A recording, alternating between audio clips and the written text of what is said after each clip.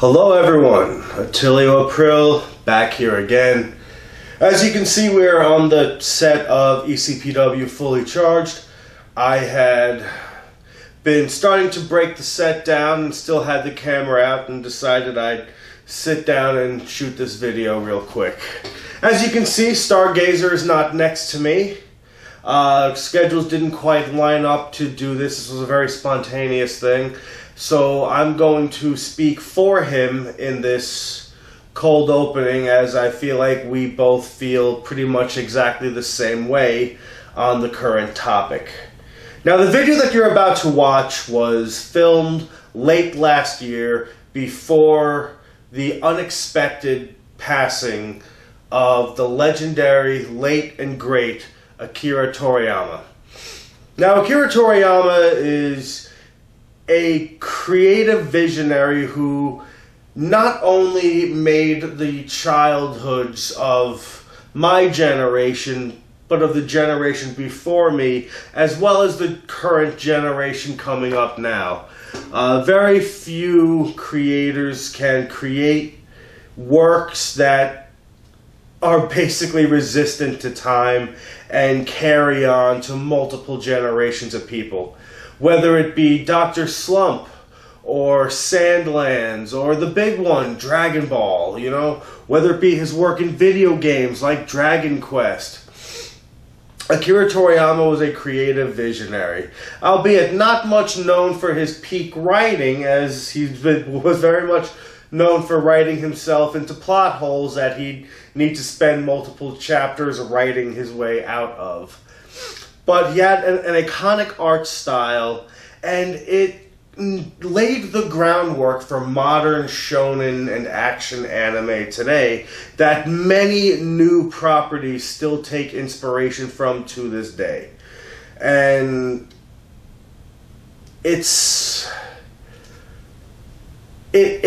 was a very devastating blow, because my childhood feels like it's been fading very quick over the last couple of years.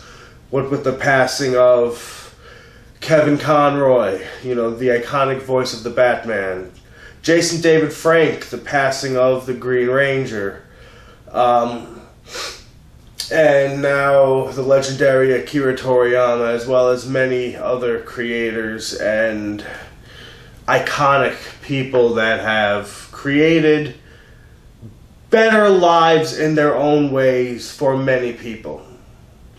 So in this, I hope you enjoy, I hope you laugh, I hope you cry, I hope you agree and disagree with what Stargazer and I have to say, because now we're going to get into the art show episode 3, Akira Toriyama.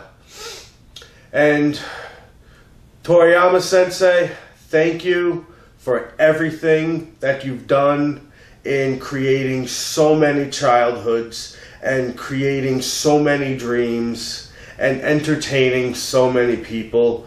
I truly hope that Stargazer and I can do you justice and represent your work with all the love, care, and affection it's deserved. Hello everyone, ladies, gentlemen, and otaku alike. This is Recall Reviews. Attilio back here again with my good friend Crazy Stargazer, guys. Hey, welcome. Glad to be back on the channel, man. Now, it's been a little while since we've done one of these. This is episode 3 of the art show. We're gonna do our best to keep this one tame, because we got almost 20 pieces to look at this one. And who are we looking at today? We're looking at our boy, our man, the myth, the legend, Akira Toriyama. Not only the creator of Dragon Ball, but the character designer for several video games and stuff. Right up here on the screen now, we see the man right here, Akira Toriyama himself. We're gonna try and keep this one tame. If you see me squirmy a little bit, don't worry about that. I hurt my back about a month ago, and I'm waiting on results from some tests. So I'm still going to be as jovial as always. Yeah, we're gonna keep on trucking because we're indestructible, you know. Just about. I mean, Scott said I'm about the most I'm the most indestructible, destructible person he's seen. I believe it, man. But one other quick thing. There's also some other projects that Stargazer and I are working on. Like we may or may not be working on a specific what if PowerPoint presentation. Yeah, we'll see how that goes. But it's going to involve a lot of our favorite things. Yeah. So, well, let's get on. Let's get onward, moving with the first piece.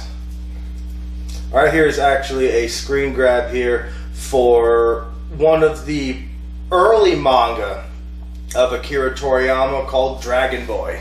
Oh, okay. And here, I mean, definitely see the Toriyama isms in the art style and such. I'll let you do some quick analysis while I just... It's funny you said that this was one of his earlier versions, because you can definitely feel the style creaking out through this painting.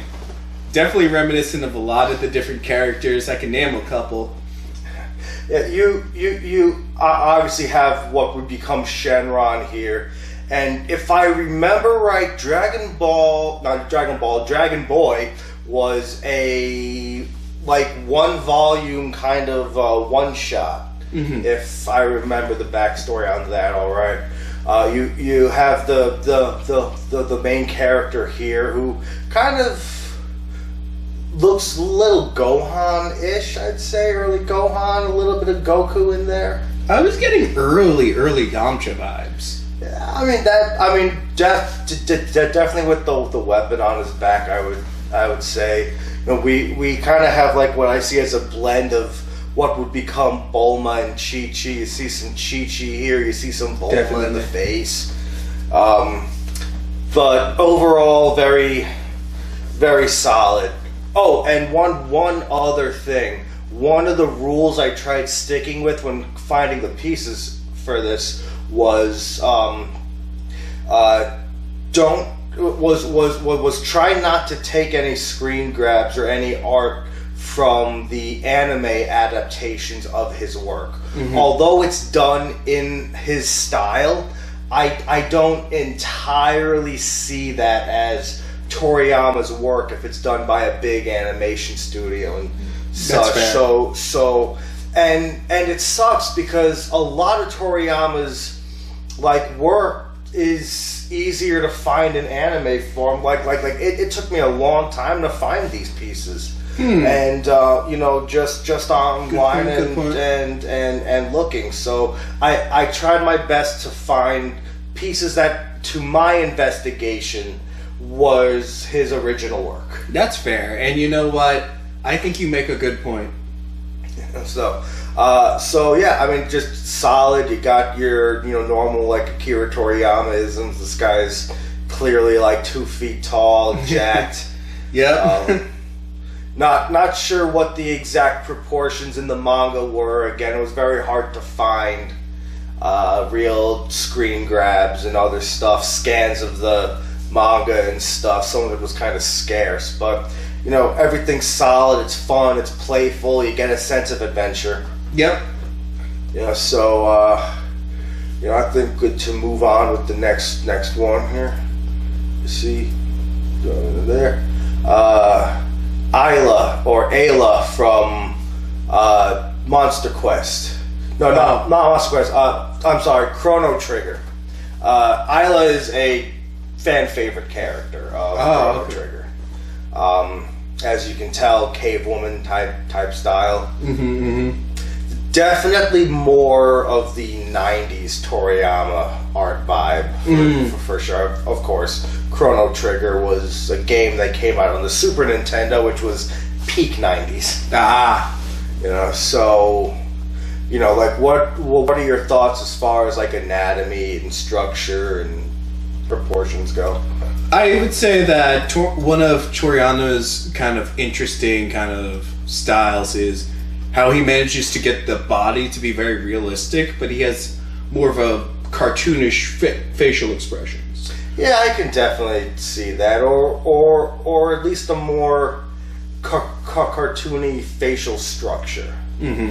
You know, like eyes are definitely less realistic, but again, looking at some of the paneling and pages in some of the manga, the structure of the hands and the bodies are very, like, almost photorealistic. Yeah, it's a very, like, he has a very peculiar and interesting art style that very few people have been able to replicate.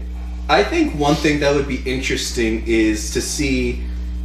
I think it would be interesting to see if he could replicate either a completely realistic style or a completely cartoony style. Well, I think we might see. I don't remember because I grabbed these photos a while ago. Mm-hmm. I think there's going to be some more cartoony examples mm-hmm. in here, but again, Isla or Ayla, whatever, definitely see. And I think by the time he was working on this game, he had gotten a good ways into the Z era of Dragon Ball. Because you can kind of see a couple characters influencing the design of Ayla here. Most definitely. You know, you definitely, you know, at least I see a little Android 18. Okay. I see a little blonde Launch with the hair. Yeah, I was going to say definitely Launch. She's definitely got like that, like just body down. Just I see Android 18. Mm-hmm. You know, outfit is a very interesting. She must have killed some kind of big monkey or something because this is, the big tail just wrapping around. For like a kind of fur pelt kind of thing going on. Yeah, kind of. But, because it's a video game heroine, you also got to keep her sexy. Yeah. So, midriff, legs, chest open. And after I just noticed this here, Toriyama, you sly dog. The big fur booties, the boots, and the wooden club. Again, I need to play Chrono Trigger. I have not played it yet. Yeah, we both need to give that a shot. But Isla definitely must have party member. Level her up to max. Any last minute things on Isla? No, I'm good. Ayla Sakura. Okay, next one, all time classic, Bulma. Yeah. This was I believe this was a cover of one of the volumes of Dragon Ball, or at least one of the chapter openers. Bulma sporting her actual hair color, which was purple originally. Bulma's hair started out purple, and then the anime did it blue. So when they did Trunks in the anime, they gave him purple hair as an homage to Bulma's original hair color, and then they ruined it by making his hair blue. Yeah, so it's a long, kind of interesting idea with the whole hair dye. But that with hair color. That makes me think there was a line in Dragon Ball Super at the start of the Goku Black arc where when Trunks comes back in time, Trunks runs up to Bulma and is like, Mom, there's this weird dude who crash landed in this big ship with the Capsule Corp logo here, and Bulma's like, does he have blue hair? Like, how would you know that he had blue hair unless you're assuming he always had blue hair? Or maybe in Bulma's family, the hair, you're born with purple hair and it turns blue as you get older. Is a theory that I had. There's no proof at all. But Bulma in her Wild Rider outfit, fun, tomboyish. Yeah, and I think that one thing that at least I can kind of remember growing up was this idea that Bulma was she was not the fun character. And I think that what happened is as I came to read Dragon Ball, the precursor to Dragon Ball Z, I came to see that Bulma was actually more of a mechanic character. She was started off as kind of like a tomboy. And she was she worked on machines and gadgets.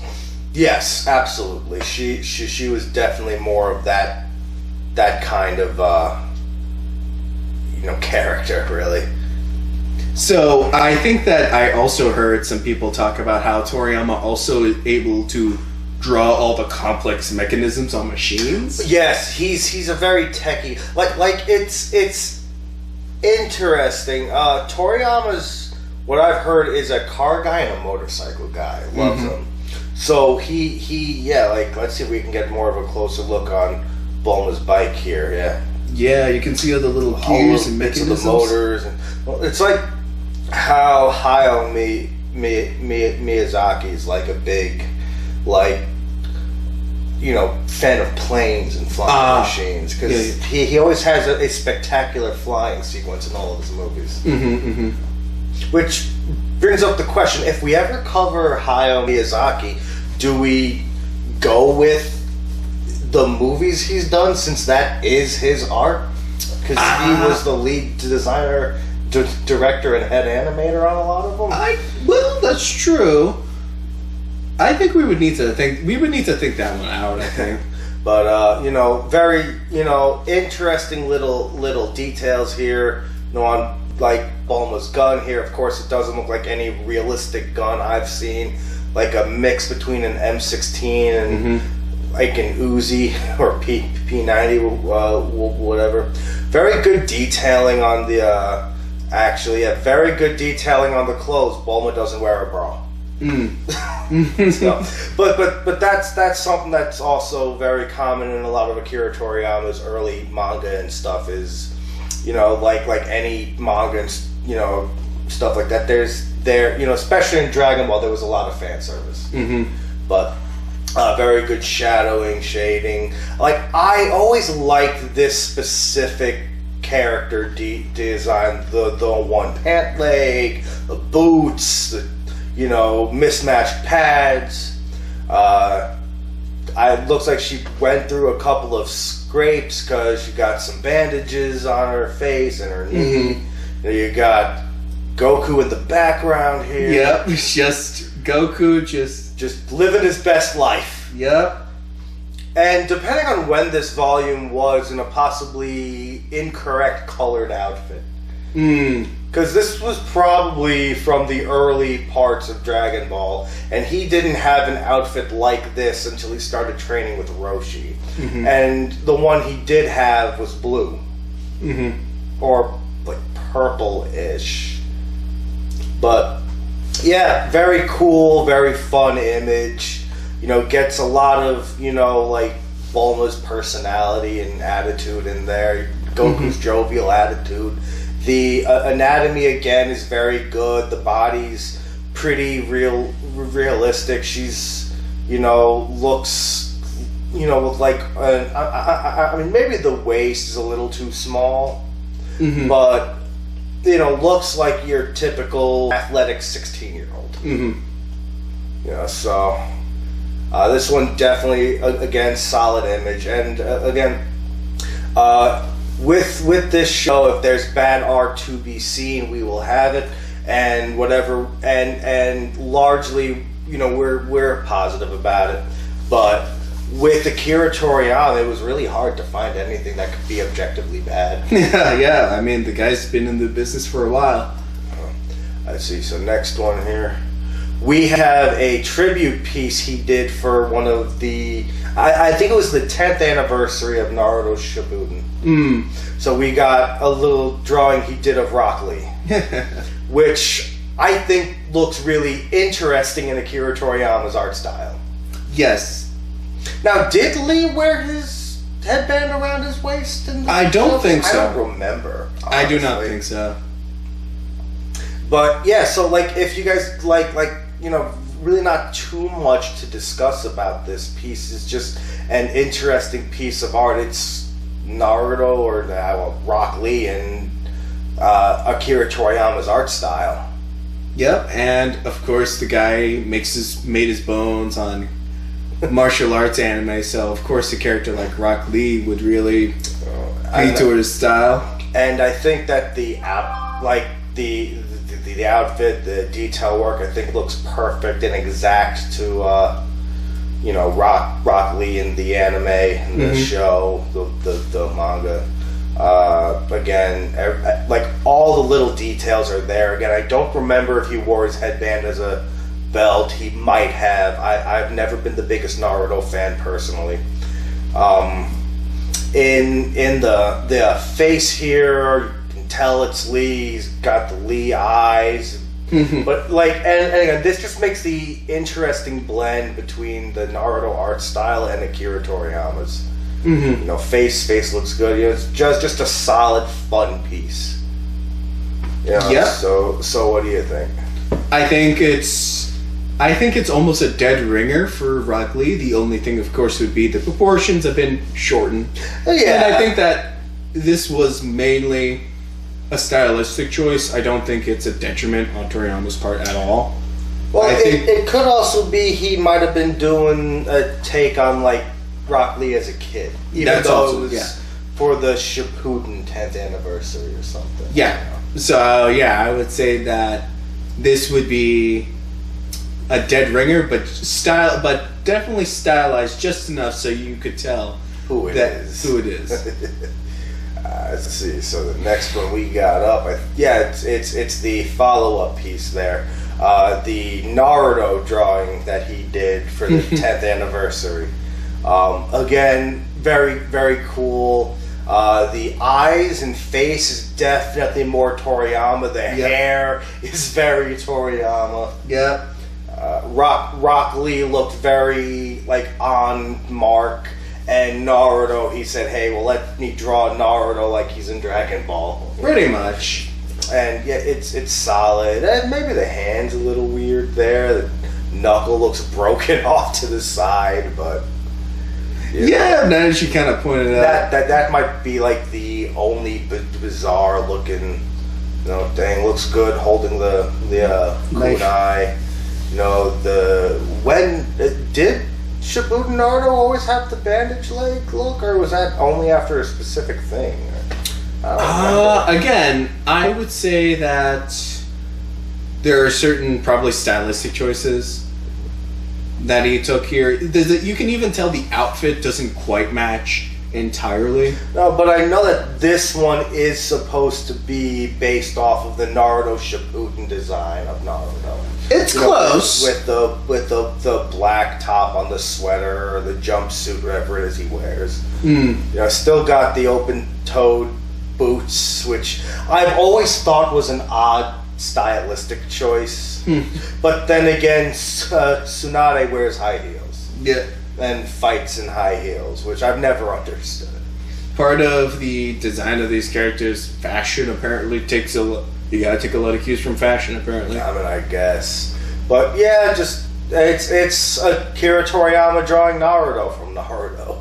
So, fun and entertaining, cool little sketch, a cool little tribute piece for the milestones of another creator, I think. Details in his headband is actually more detailed. Instead of like most artists I would see just do the general symbol, but he actually really outlined that whole thing here. Like really, this would be one solid color. Okay, guys. But he tried to like make it look more like it was something that was engraved into the metal. Yes.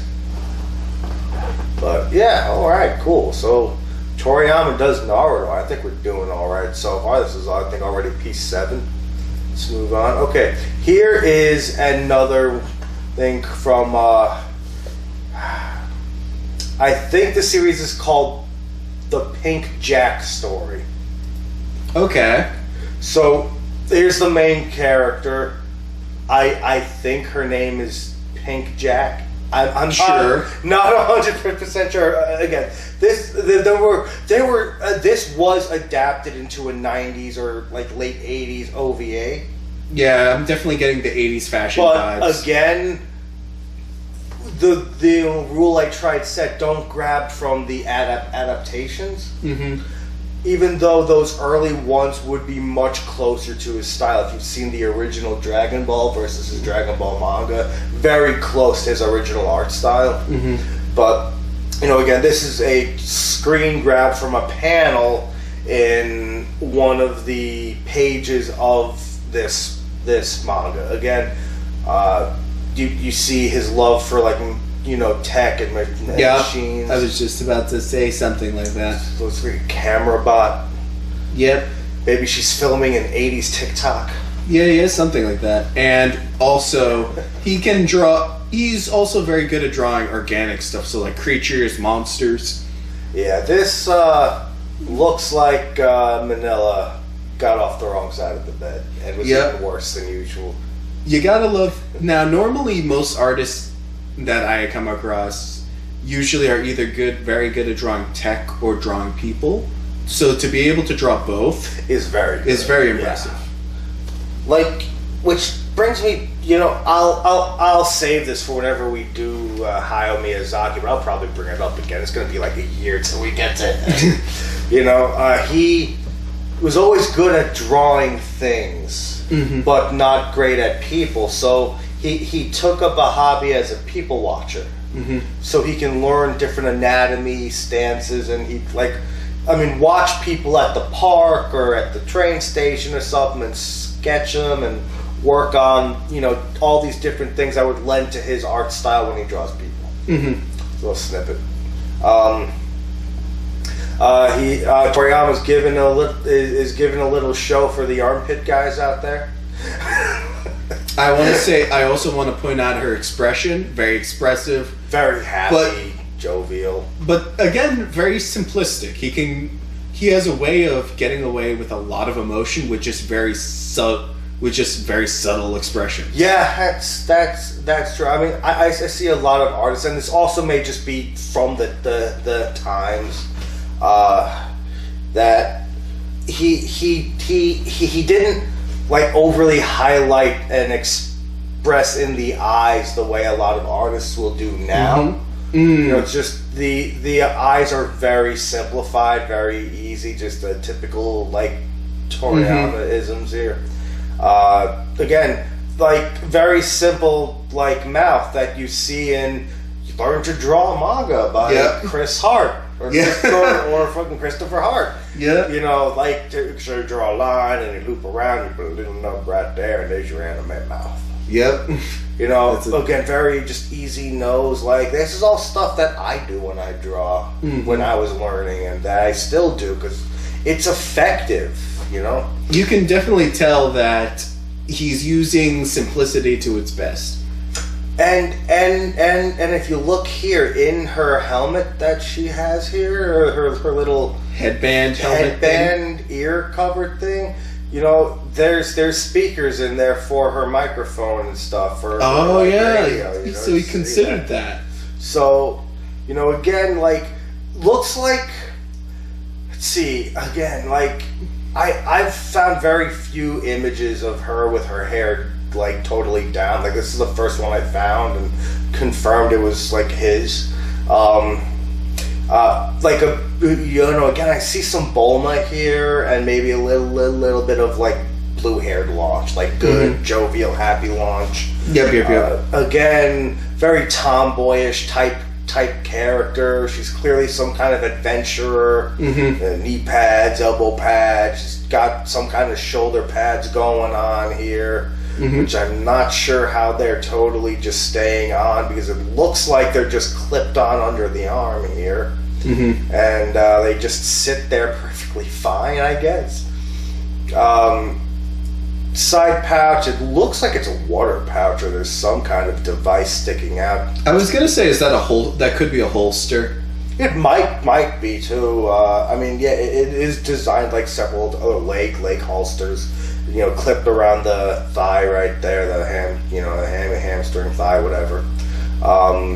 Again, cargo shorts, so she's got to be some kind of hiker or something, investigating things. And Toriyama really likes to do the puffy cupped socks. Yeah, the shoes remind me of Android 17 or 18. That's the I definitely see more.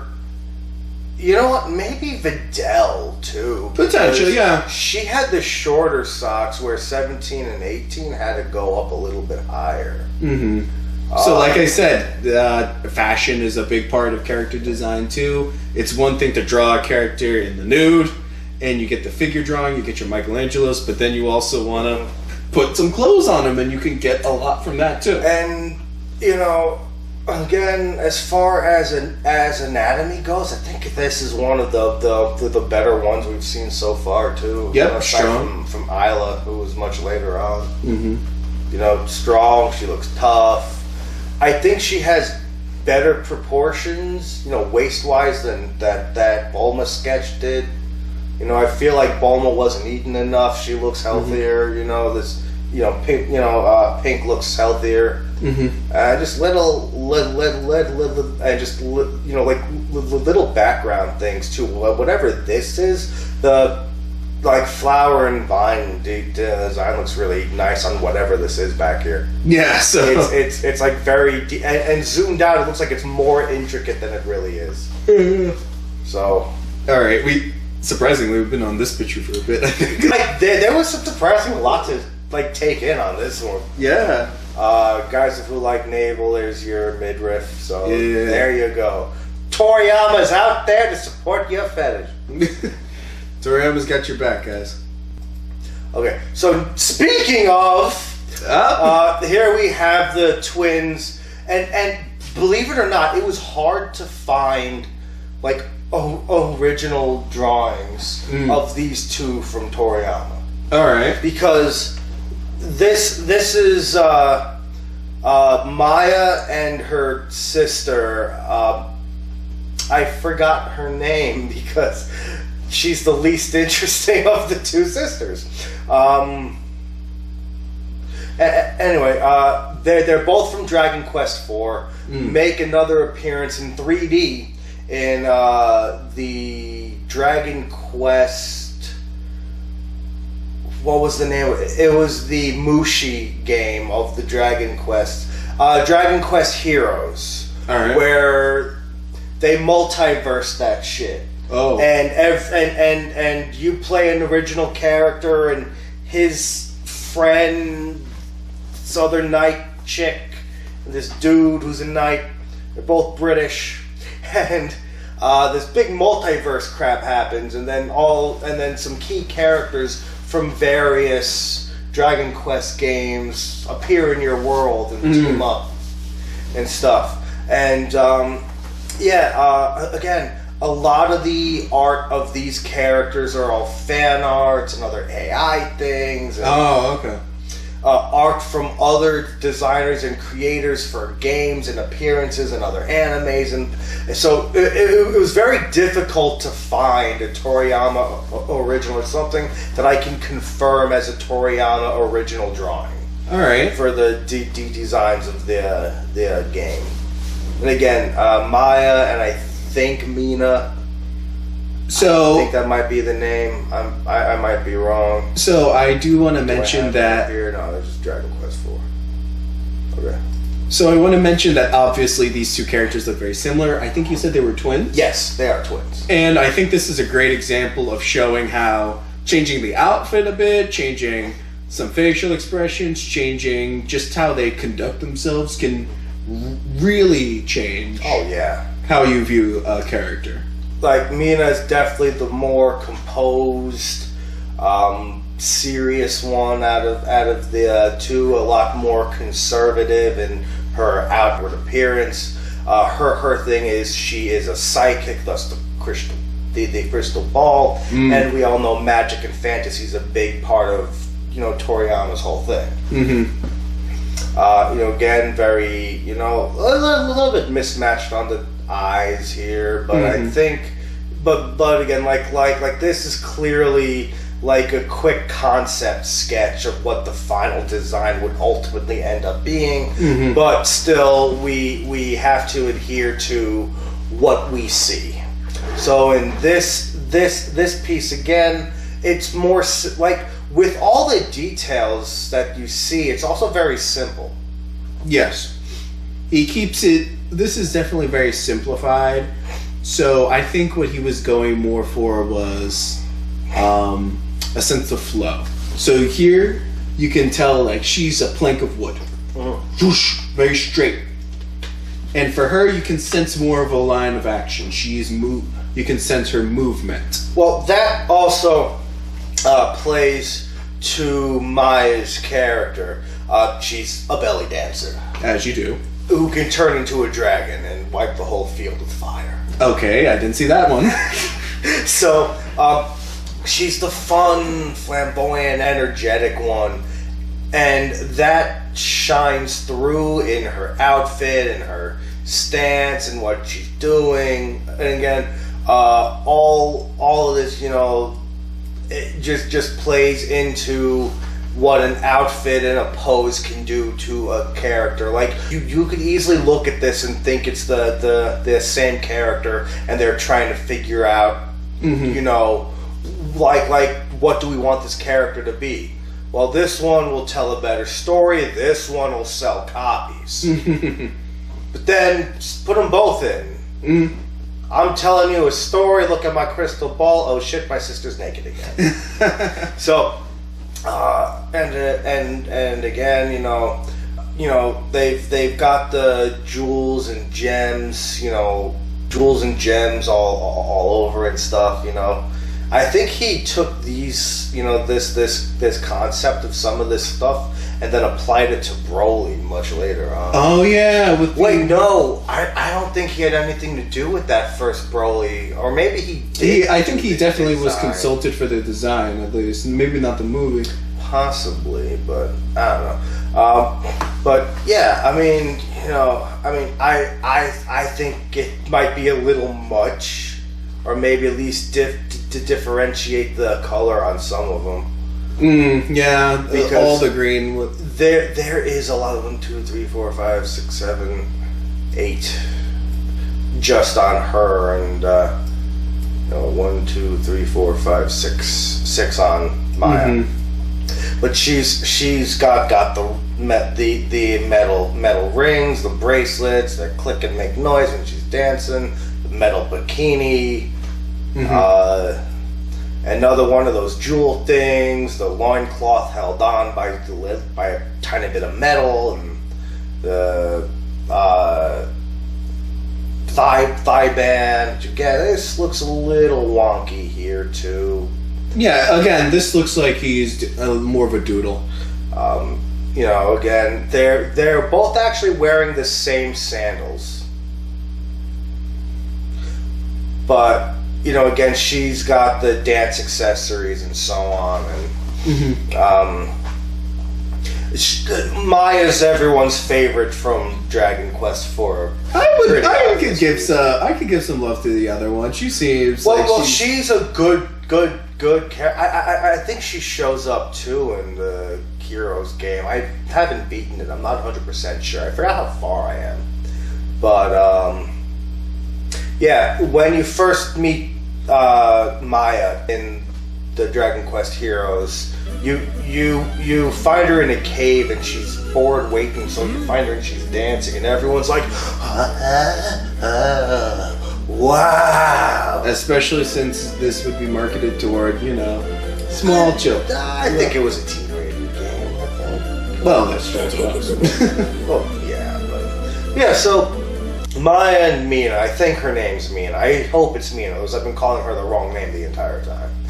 But, there's something for everybody here. You like your prim and proper serious girls? There you go. You like your fun, energetic girls? You got them here. They're both in your party. Drawing Goku and Gohan on a motorcycle, because Toriyama wanted to draw two people who can fly on a motorcycle. We're calling them quite fly yet, but okay, first thing, look at that bike. It fucking looks immaculate. Look at that detail work on that motorcycle, man. Yeah, and you even got the little Caps Corp logo right there in the middle. Oh yeah, I didn't even notice that. You didn't notice that? No, I didn't notice that. Oh yeah, I totally saw that. I just thought that was a piece holding it in. That one was, you can tell that was... Oh, it's got, Capsule Corp 23. I should have noticed it. Yep. But even the slight line work between using a logo and using the other gears here, immaculate. Yep, I see it now. Everything's highlighted. And, clearly, if this was in color, this bike would be chromed out. Because there's no way that this is an all chrome. Yeah, this is. Yeah, he manages to nail it. Gohan in one of his, usual.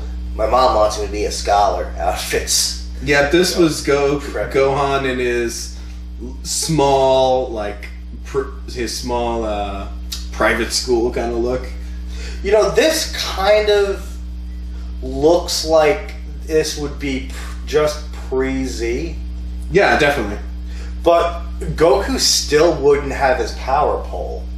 Because they show you in the series that it's like late into the series, and I think there was a bit where Dende moved the lookout in Super, I think, and you see the power pole is still connecting Korin's tower to the lookout, so that's been there for like 20 years. Oh. So technically he wouldn't have the power pole, but it's always good to see. This looks like non-canon, so... Oh, yeah, no. That's like just a fun sketch that he did. Fucking Goku riding a motorcycle years before he got a driver's license. Yeah. If he could ride a motorcycle, why can't he drive a car? But see, I do notice the one flaw, and I don't know how you could address it, though. You notice that he has his hair conveying a sign of movement. Yeah. So it looks like they're moving. The only issue is the rest of the motorcycle is so detailed, but the motorcycle doesn't look like it's moving. I mean, that could be easily fixed by just throwing some streaks going across to at least give the illusion of movement. Making some kind of forward... momentum. Yeah. But, yeah, it's just... I saw this and it was a fun image that he drew. I can totally see Goku being the type of guy to actually have a motorcycle too. You know what? I probably could too. I can totally see. I find it funny he's in his fighting gi. Nah, I could see he would rock out the fighting but like the whole time. If it was me, I would have put him in a leather jacket. I'd give him some jeans. I mean, he could keep the same fighting boots. That's fine, but like put him in some jeans, a leather jacket, at least a cut off sleeve vest or something. I would have just done something like that. But any last minute on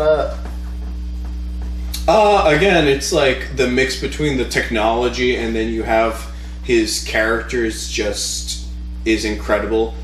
By itself, the motorcycle would be immaculate. By itself, Goku and Gohan would be pretty good, but when you put them together...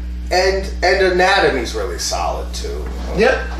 Gohan, at this point in what they're depicting here, would be like 3 or 4, and he looks about the right size. Maybe a little bit smaller than he should be, but they have that lore about Saiyan stay small for a long time and then suddenly shoot up. I think that what's interesting, again, if you look at Gohan, if you look at Goku...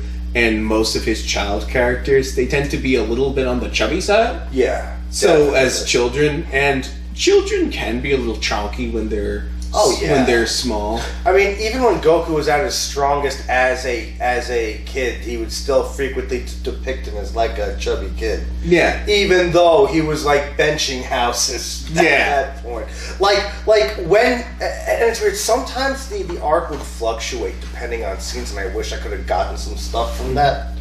But in some shots when he's fighting King Piccolo, he drew Goku a little more cut, a little leaner, and then in other shots he looks like normal, small, kind of chubby kid Goku again.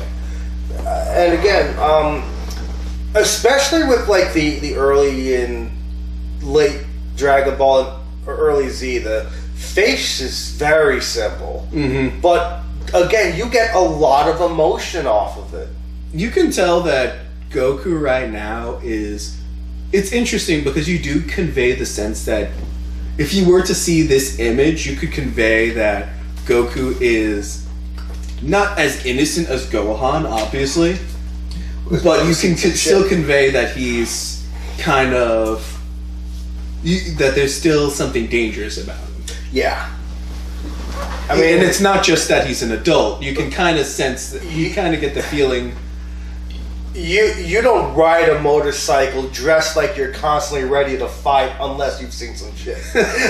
Yeah. But yeah, this was just a fun little thing. It's very solid. I see why you picked this one. Up next, of course, all-time classic, and I also really tried my best to not overdo it on the Dragon Ball Z and Dragon Ball images, but they're the most readily available to find on the sources. And I'd like to say a lot of where I got these, and I'm gonna try and tag them in the description below. There's this user on Twitter called Akira Toriyama Art, and it's a couple of people who love Toriyama's art, and they try to gather as much original artwork as they can and preserve it on this page. Wow! All right. And this one I happened to find on it a colorized Super Saiyan Goku from the Frieza saga. So, where do you start? Well, first thing, let's actually look at his eyes. What color did they go with his eyes here?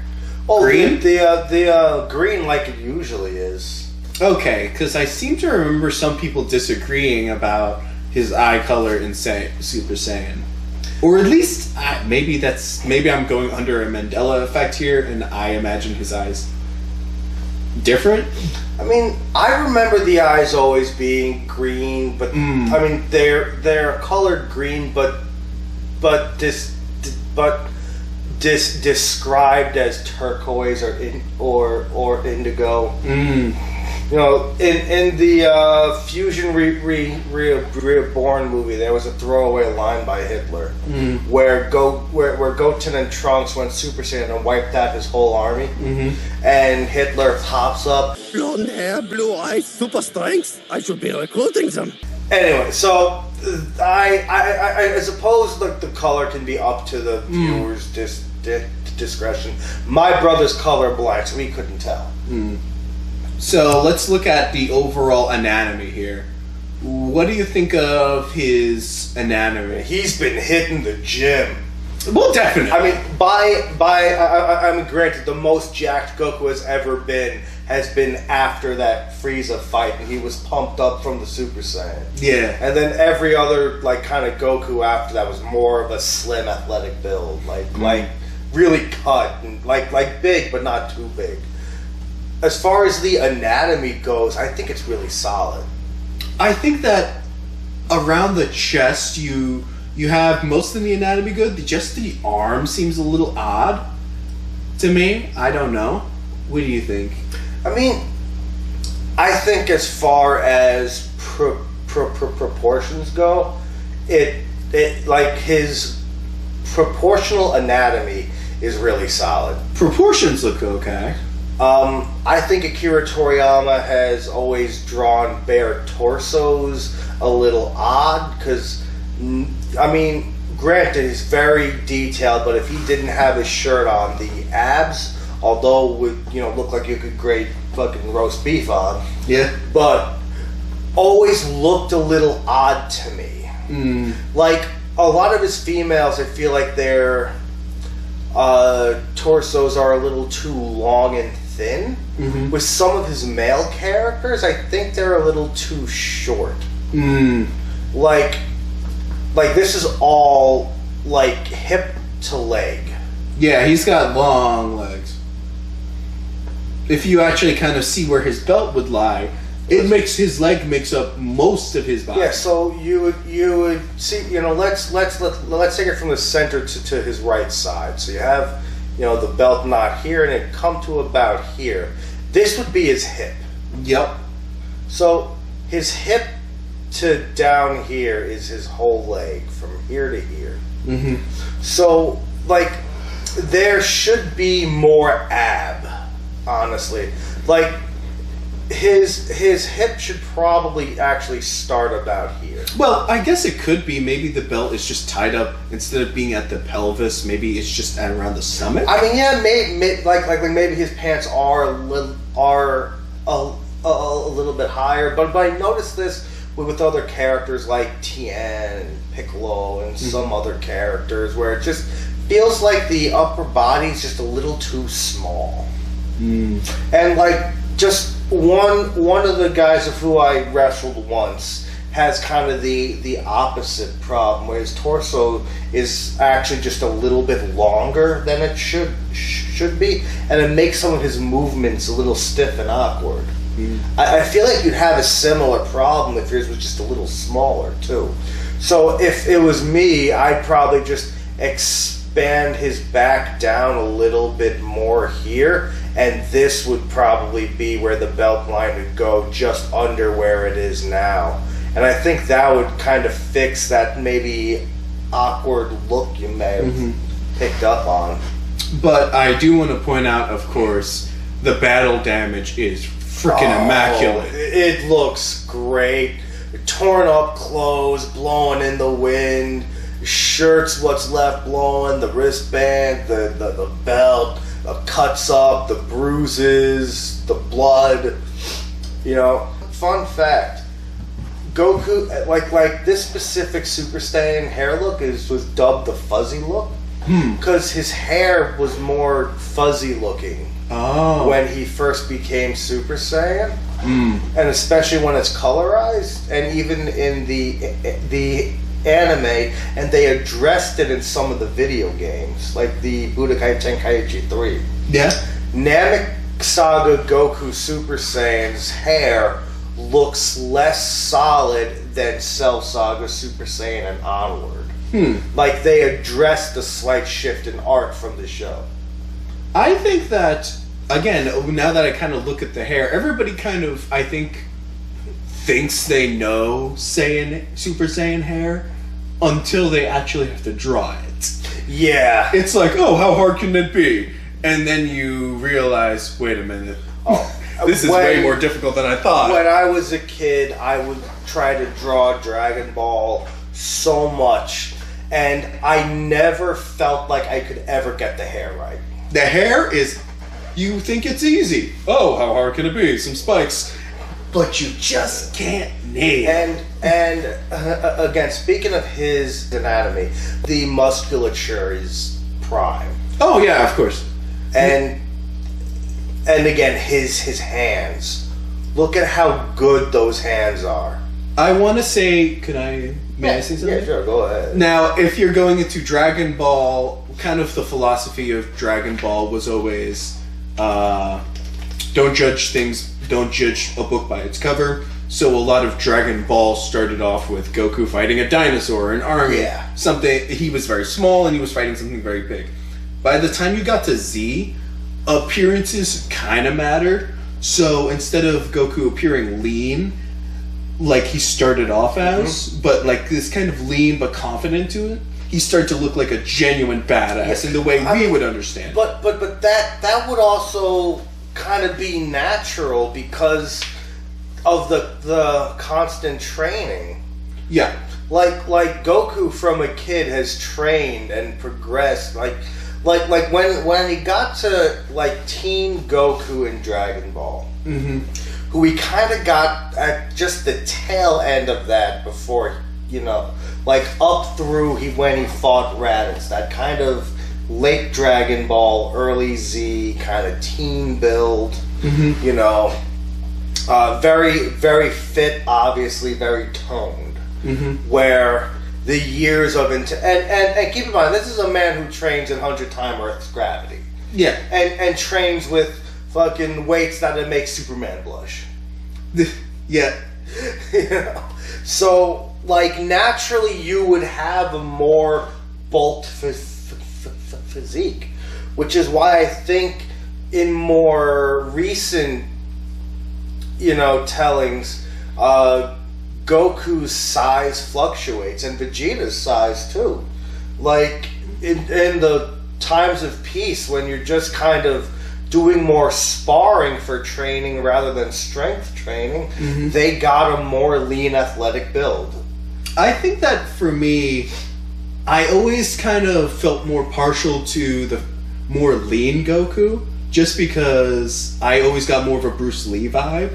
and Bruce Lee was always my guy. I definitely feel that. But when he's buff, it was more of a, well, of course I expect this guy to be of course I expect this guy to win. He's buff. Which reminds me, Dragon Ball Z Kakarot is getting a Dragon Ball DLC that's gonna be the tournament he fought Piccolo in. Oh, so yeah. we're finally in a video, and like I think that's the most underrated version of Goku. It is. Is those last 12 episodes of Dragon Ball, or that last tournament into the last 12 episodes of Dragon Ball, that lean, athletic, quick martial artist Goku. I think that it's incredibly underrated. And we're finally gonna get that Goku in the game. Mm-hmm. I'm hoping. Because every other time it's like, okay, here's this era of Goku. It's either just straight up Kid Goku, or it's like early Z Goku where he's still jacked. Like, it looks like Goku when he got to Namek. You know what I think this is making me realize? That there was a sweet spot where he was a kid and where he was adult, where he was like this tween. And, I mean, okay, when Goku was 15 in the story, he was a little bit taller. Yeah, that's when he was training with Kami and Mr. Popo. Mm-hmm. And then he shot up, and then Bulma wanted to fuck him. Yeah. And then she didn't because Chi-Chi was there. Chi-Chi got dibs. Which, go listen or watch and or listen to Masako X's What If Goku Married Bulma, because it's a fun little story. Actually, just check out a lot of his What If. There's a lot of good stuff. Now for something completely different. One of the Dragon Quests. I have it written up in the corner, but my eyes are so bad I can't see it. I see 12. Okay, so maybe this is Dragon Quest 12. Just the character portrait, Dragon Quest 12. This guy's clearly supposed to be Trunks. I would say it looks like a European aesthetic Dragon Ball. Kinda. I mean, I think this is, to me personally, one of the least interesting images we've seen so far. It's very status quo, very standard. You have Trunks in the red bomber outfit and Link's tunic with his shield and a magic girl and a guy with a sword. Yeah. And Purunga behind him. Yeah. It lacks that kind of playfulness that I think the other pictures had. I mean, this guy looks playful. Look at that shit-eating grin. He's like, you know what? He's like, I'm gonna get this princess unless she turns out to be my sister, in which case, gross. I'm not gonna lie. He looks like the most interesting character instead of Mr. Dude in the front. Instead of the main character. Yeah, I'm like, what's this dude? I'm like, what's the Ginger's story? Out of all his other work, though, outside of Dragon Ball, this is his most like Dragon Ball Z looking. Mm-hmm. Like, again, it's got the kind of musculature that you would see in the majority of his stuff. He's got that short torso thing I was like talking about. Hold on, look at the eyes. It does that eye thing you mentioned before, where one eye is just slightly bigger, and I think now that's intentional. Well, yeah, it could be just the look that he's giving. Or maybe it's the eyebrows. This might. I mean, yeah, too. The eyebrows, it might be a look, but definitely, I think with the Mina drawing, it was more of like a quick thing. Oh, okay. I think this is supposed to be more of a final concept. Okay. This may even be some of the box art. I'm not 100% sure. Mm-hmm. Again, I tried my best to research the images as thoroughly as I could. But, there were points that not even the Twitter page had all the details. Sometimes it was just Dragon Quest, whatever, and then the date it came out. Gotcha. I would say very young adult here, young teen. Early teens, like mid-teen, late teen, young adult, mid-teen. Anatomy is not as good. I mean, it's proportionally correct. Mm-hmm. but I don't think that the anatomies and I just can't put my finger on it. I don't think You know what I just realized? As solid as what? I just realized they're standing on the dragon. Like they're standing on his hip. I thought they were just kind of floating. These two guys are. He's standing on He's breaking the panel. Yeah, he's standing on the panel. Yeah. That's like what Todd McFarlane would do when he drew Spider-Man. He would have him swinging outside the panel in some scenes. Well, I see that is more dynamic. I think this was just. I think this is one of those cases where the artist thinks something looks cool, but they don't quite think it through. It's like it looks cool, but the layout is wrong or not great. Like this color blue almost blends with the dragon. Like from a distance, this could be the dragon's nose. Yeah. But yeah, it's not the strongest piece. Next one. Okay, this was a tribute piece he drew for another manga that was reaching a milestone year called Shadow Lady. Yep, sorry, I'm familiar with this one. I've looked up the manga, very hard to find anything on that. I think it got an OVA, but again, that one definitely was ruled out because it's not even Toriyama's original stuff. But again, this is a tribute piece. You got the machine and the flying doohickey. They do something. Miyazaki machine. Yeah, they doing something. We don't know what they're doing, but they're doing something. Shadow Lady looks kind of like a succubus, I guess. Yeah. With bat wings and she's got her little minion. A teddy bear. That actually I'm noticing now she's holding on to as she's driving. Yeah, I was thinking about that too, and I'm like, what? She clearly looks like a spunky, energetic character. The big ball earring.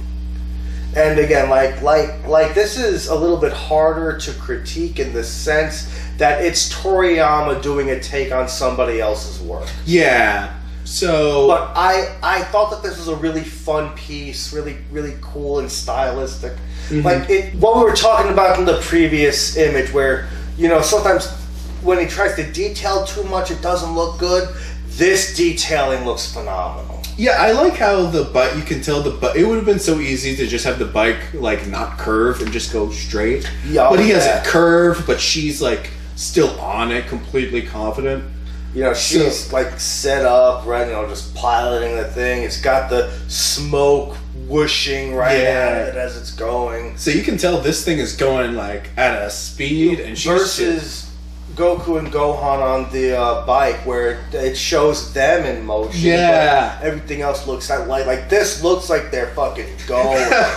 Yeah, and he I feel like this guy has to put up with so much because of her. Yeah, it's like, oh well, I guess it's Tuesday again. Yeah, it tells a whole story.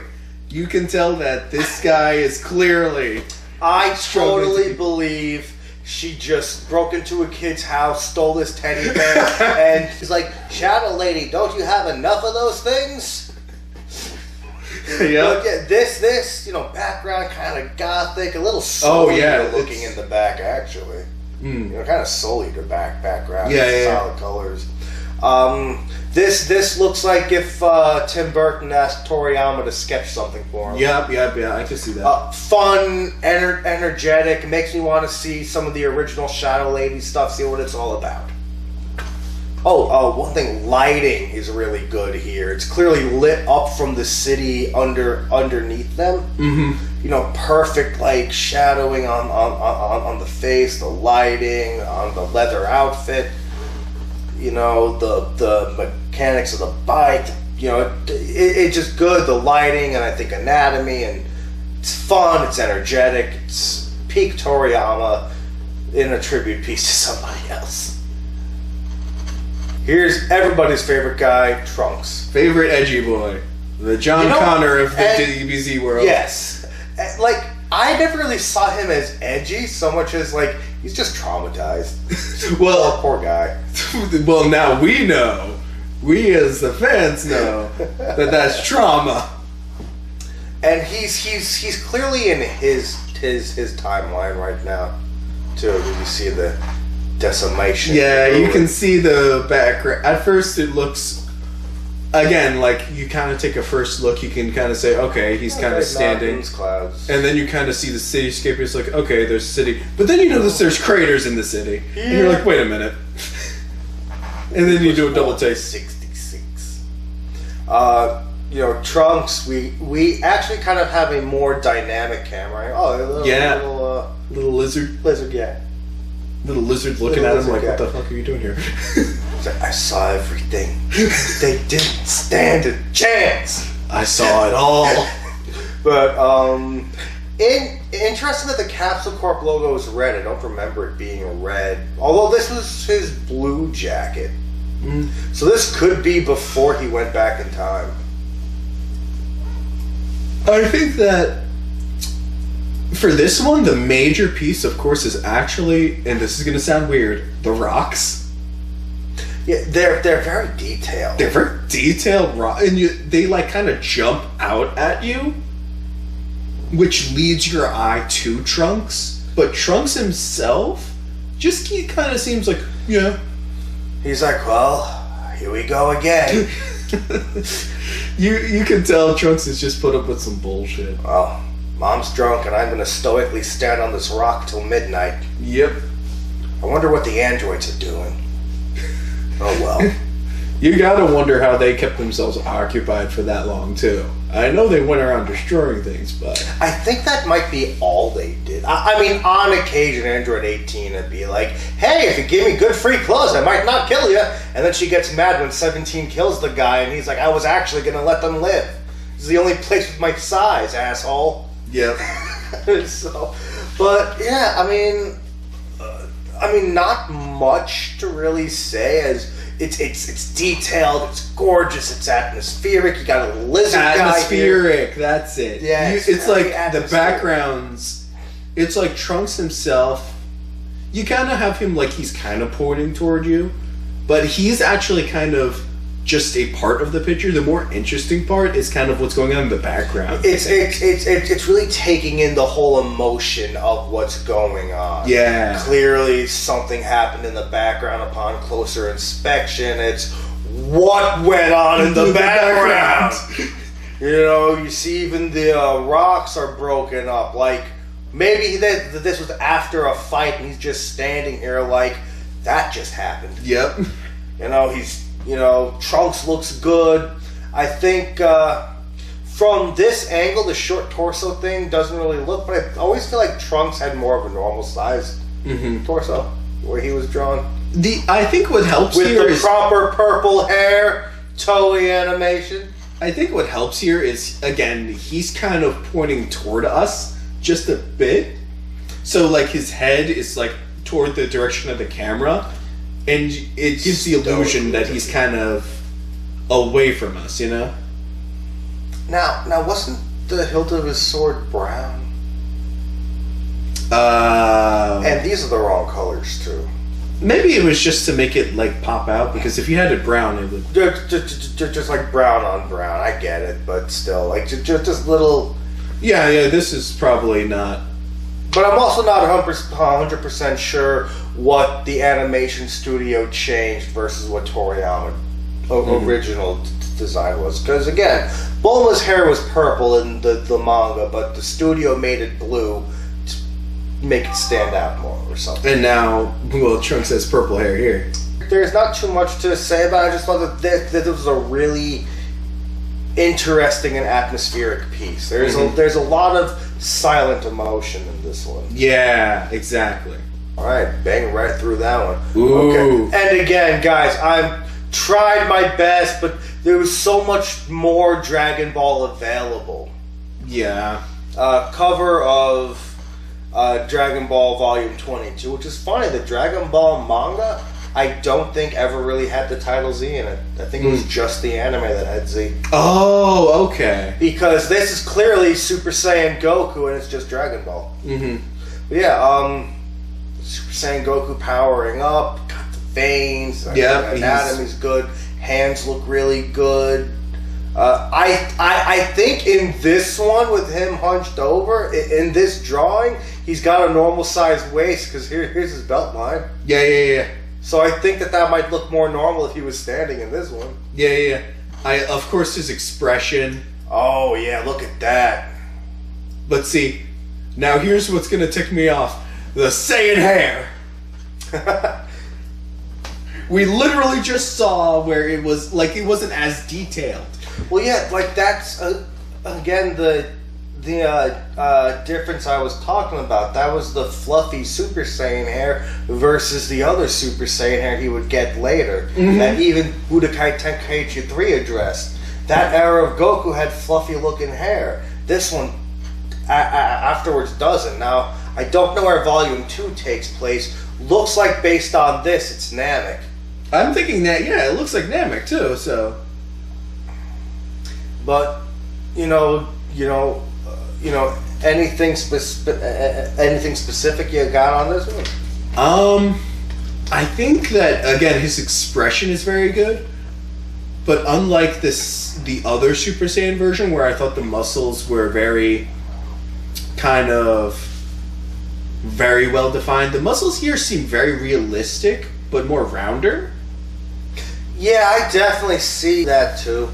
And I'm not 100% sure if it's because of the difference in poses or just because it felt more natural to him to draw it like this. I mean, definitely the colorized image is a detailed image, but keep in mind, it originally was a black and white drawing in the manga. The cover is full detail, extra effort, full cover.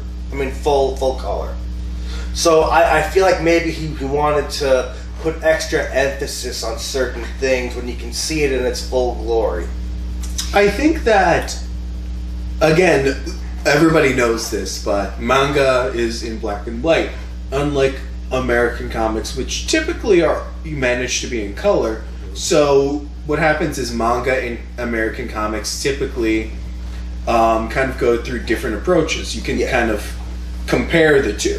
Now, that's not to say there aren't some manga that do get official colorization. Yeah. Like Dragon Ball had a full official colorization. Dragon Ball Super has an official colorization, and various other manga will get that.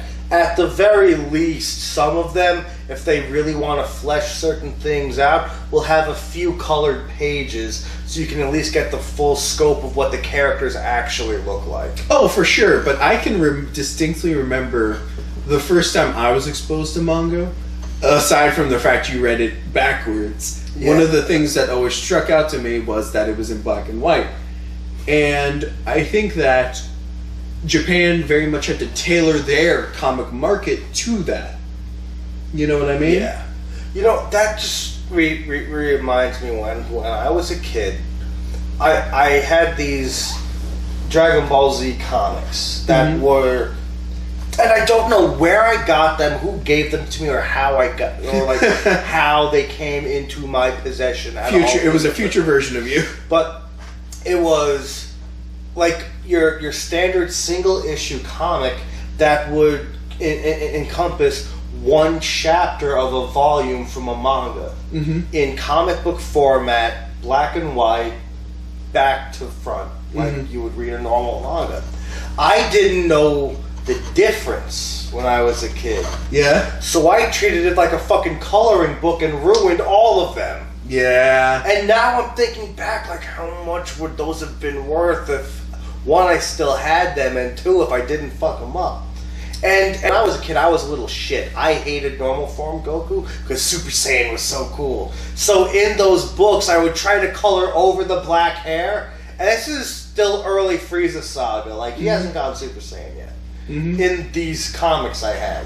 So I tried superimposing on the black hair with yellow crayon. Like, he's Super Saiyan now. He's Super Saiyan now. I'm stupid when I was a kid. I want to try and find him again. Well, I guess you were trying to express yourself, you know? Okay, so we got Okay, so this is from a Dragon Quest OVA exclusive thing. Okay, so this is names up here for you guys who can actually read and see this. I can't exactly see it. My eyes are too bad. I think it says, and my eyes are terrible too. Dragon Quest Aibe Yamatoi, 1989. Okay, so yeah, so it's whatever that Dragon Quest is. It was an OVA small anime that came out in 1989, and again Toriyama did the character designs. So yeah, this is for an OVA based on Dragon Quest, and Toriyama did the character designs for this. This was the only image I can find of this that wasn't from the anime. All right. So let's and I think this looks awesome. Yep. Like this is a fucking movie poster right here. Like this looks awesome. So where do you want to start? Well, kind of two things that pop out to me. One is big green, like evil demon thing in the background. We have Piccolo Devilman. Piccolo Devilman, and he is wearing like a menacing look. He looks clearly menacing the as hell. villain. Clearly the villain. Yeah, clearly the villain, and he's like loving it, and he looks intense. It's great. What about Tan Goku Gohan hair here with Thor's visor or fucking? Okay, so I was actually looking at like his little ear thing. His earring. Okay. Yeah. No. His ears. The wing on. His wing on his ears. That threw me off for a second. It's like, no, he's a fish man. Yeah. I don't have anything bad to say about it, but that's just kind of the posing. But I love his confident expression. I like how he kind of has his hand out, like, no, behind me. I like how this is literally just Goku with Kid Gohan's hair. And he stayed in the sun too long. I like the sash, the sword looks cool, the outfit is like this looks very swashbuckling and kind of like almost Egyptian-y, Middle Eastern. Like it's kind of like Arabian Nights meets. It's kind of like Arabian Nights meets. Yes, that's kind Indiana of, Jones. Yes, that's kind of what I was, because I was thinking about like actually trying to finish watching Magi, and I'm like Arabian Nights. Yeah. And this kind of has something of a feel like that. This character back here kind of looks like, looks like Mina and Maya technically too, because they're twins, but kind of looks like Mina, but a little more Native American, or maybe getting more Indian-y type. Yeah, it could be either Native American or Indian. I get more Native American just because maybe the pattern exactly, but the headpiece could also be. It's Arabian powwows. I could see it either way. But yeah, so it gets kind of like this Arabian Nights type vibe. And then you have the background, the other human background characters. So let's see who we got. Well, first we got, that's just Yajirobe, also with dark skin. Yeah, that's dark skin Yajirobe. We've got Bulma's dad. Yeah, with the pipe. Yeah, but he's like, I'm the seasoned adventurer, and I've got young talent with me now. Yeah, that's exactly his voice. Yeah, as here, I have stuff in my bag and a tiny dagger I use to cut stuff. I don't do good in a fight, actually, but I can navigate very well. And we got the Heartbreaker, and we got the Heartbreak Blondie over there. See, I'm not getting any Z character vibes off of this one. Like, this just kind of looks like you're, like, cool Toriyama female. Yes. Like, I'm not getting Bulma, I'm not getting Chi-Chi. I'm getting 18. I'm not even really getting with the 18. Expression. But that's just because 18's got the perfect resting bitch face. Yeah. But she has some funny, like, lines, like, in Super, like, the scene where like, Frieza's coming back, and Krillin's like, hey, 18, can you do me a favor? And he cuts his hair for him, shaves his head, and then he flies off like, okay, babe, I'll see you later. When 18's like, he's so cool. But I was like, why didn't 18 help fight against Frieza's forces? Yeah, it's like, wait a minute. She's stronger than, especially Krillin at that point. It's like, hey, wait a minute. But she has a very interesting helmet. I wonder who she killed to make it. Yeah, I'm like looking at the helmet. I'm like, I got so many questions. Again, sword. This is a popular design that like Xenoverse uses for a lot of its outfits. Where you have here's like the like trunks, kind of the bottom half with the separated leg sleeves. So that's like a thing. It actually looks like she has semi-practical armor on. Still a little too, you got your boob window there. I could still kind of buy this. But she has more practical armor than other female armor I've seen. Even by Akira Toriyama's own female armor thing. But just overall, this is really good. I think overall the paneling is just immaculate. The only little thing here is I feel like her foot should be on the rock and not off of it. Yeah. She's kind of like doing the little dainty thing. Like maybe she's holding onto the back of his pants or belt. But there's nothing that's specifically depicting her hanging on to him or holding on to anything. One foot solidly here, and this one's just kind of hanging off. If it was me, I'd just kind of at least, have the foot kind of on the rock, like she's walking. I think that's one of those artists, like, hide their a little artist secret where they're just like, I don't feel like drawing this today. So let me hide it behind something. You know what? Yeah, because both of her hands, in fact, her whole left arm is hidden. Yeah. In this one, kind of a Frank Miller-y type hand in here, a little more blocky. I mean, granted, this is still earlier, like not early Toriyama. This is still like 80s Toriyama. Yeah. So he's got more of that Dragon Ball Goku build, maybe a little more defined in this than Goku.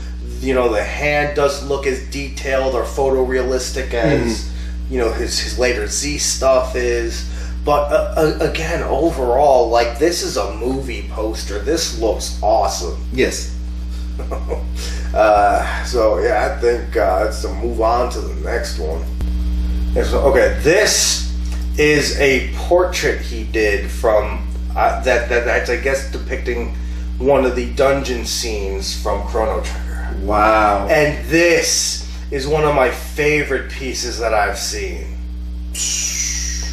I'm not gonna lie, I can see why. Like, this is awesome. Like, this looks gorgeous. So, like, where do we start with this? Shit, man. I don't know. Like, where do we I'm just like, I'm like, shit. Well, then let's start this image where Chrono Trigger itself starts with Chrono himself, who's like another Trunks type character. He's got actually, this looks exactly like the kind of hair that he put on that Naruto drawing. So I think he just gave Naruto Chrono's hair. Yeah. With the headband. Chrono looks cool. He's clearly athletic. He's not overly jacked. I think because of the grand scale of this whole image, he did get a little lax with some of the anatomy. Like, your arms not supposed to exactly look like this, but knees really sharply bent. Should be slightly more of a curve. Got the Toad companion. You got the scared little the little rat. It's like clearly freaking out, and then you have the weird slug thing that's coming at him. Slug, millipede, centipede type thing. You got those bat things we saw flying in the previous image. And one of the rat things coming in the background, the big cavernous things. Yeah. I think they did a really good job with the lighting, considering it's supposed to be just these torches and lantern are lighting the scene. And I think, of course, you in have the background. You have one little fuzzy dude, just kind of he's like just standing. You've got your mech suit companion. I think that just might be a fucking Gatling gun or flamethrowers. Yeah, I was thinking of flamethrower. But yeah, so like, and I think this like conveys a sense of danger. So you can tell that Chrono is obviously the main character, but he's vulnerable at this moment. yeah, So it seems like he's just got through some shit, and he's just like, I need a potion, so I need my mech to back me up. like Chrono Trigger is crazy because there's like 2 possible endings at the end of the game, like 2 real endings. Like Chrono dies at the end of the game, like protecting everybody and saves the world. And then you could either, let him rest in peace, or you pick up, I think, as the princess that's with you for the whole game. And then you go on one last quest to go back in time to prevent his death. And still stop the villain. And it's like this whole big thing. So you can either let Chrono die and everybody moves on with their lives, with him in their heart, or like, no, we're gonna go back and save this fucking guy because he saved us. That's the right thing to do.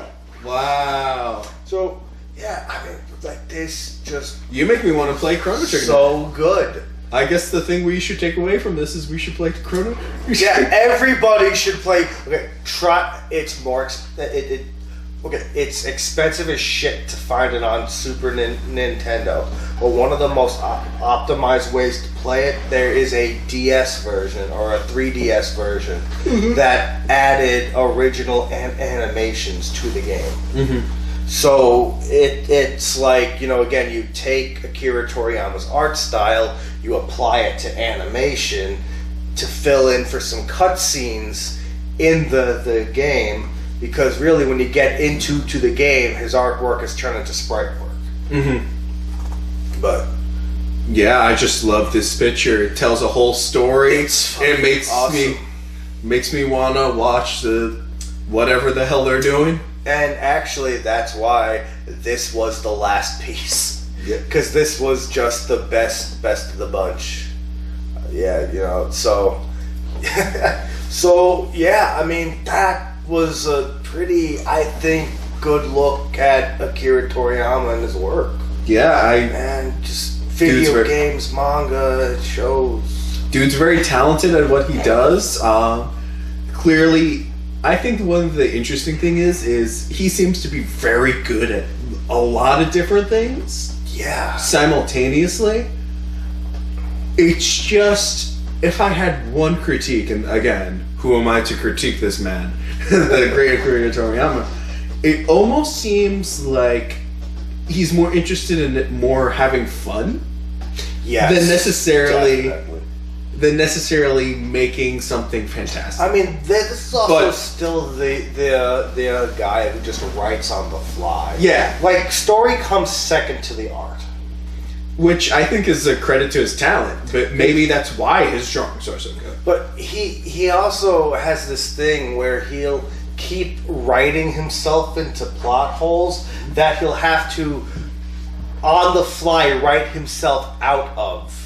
Because he doesn't have a Bible or anything that plans everything out. Like, he never had the Dragon Ball Z Bible.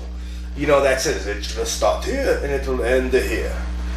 No, it's just like, he wanted to end it so many times in decent spots, but his editors and students are like, no, we're making too much money, so you will have to keep making Dragon Ball. And he wanted to end Dragon Ball after Goku beat the Red Ribbon Army. And then she's like, no, we're making so much money. And then he's like, okay, well, we're going to stop it after he beats King Piccolo. Then no, then he beats Piccolo Jr. And then no. And then it's like, okay, well, I'm going to do Dragon Ball Z. And he's going to die fighting his brother. And then I'm going to end it there, Z. Because And he's like, I named it Dragon Ball Z because Z is the last letter in the American alphabet. So it's the end. And then it's like, no, and then he wanted to, end it at Cell, and then, and then Cell Zone's about that one. It's so much stuff. Like, we joke about this all the time. But yeah, this was Akira Toriyama. His work is fantastic. I love it, and I hope more of his work get adapted into modern things. Like I think it's called Sandlands is being adapted into an anime now, and that's one of his earlier manga. Like it came out like I think just before or during Dragon Ball he came out with Sandlands, and it looks like a fun little adventure series about another weird dragon boy with Vegeta hair.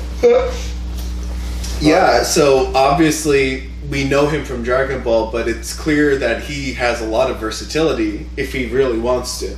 Oh yeah, and I really wish that there were more drawings and design stuffs that I could find of his for some of the Dragon Quest IV stuff and earlier games that he worked on, because I want to see what how he would like what changes he would make, like let's say drawing Maya and Mina.